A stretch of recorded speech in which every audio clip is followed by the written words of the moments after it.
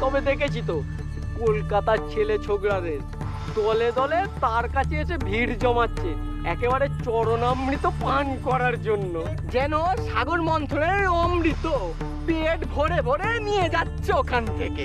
তবে ভাই ওটা চরণামৃত নয়, কথা কথা অমৃত।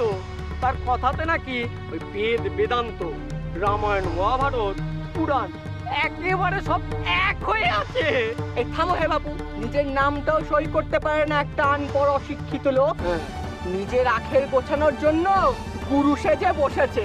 আরে পড়তো আমার মতো চেলার পাল্লা, খুঁচিয়ে দিতাম গ্রেট গুজের সেই গুরুগিরি। ঠিক বলেছ। খবরদার, ঠাকুরের নামে যদি আর একটা খারাপ কথা মুখ দিয়ে উচ্চারণ করেছিস, এটা দিয়ে মেরে মাথা ফাটিয়ে দেবো একদম। ওরে আমার কি এলেন রে মাথা ফাটাতে। এও মনে হয় ওই ঠাকুরের কাছে নিজেকে বিকিয়ে দিয়েছে।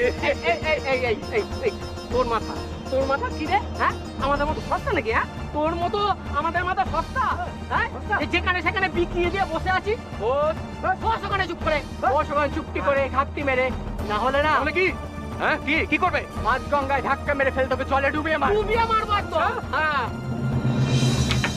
দেখ কে কাকে ডোবায়, এবার দেখ কে কাকে আমি খারাপ কথা বলবি?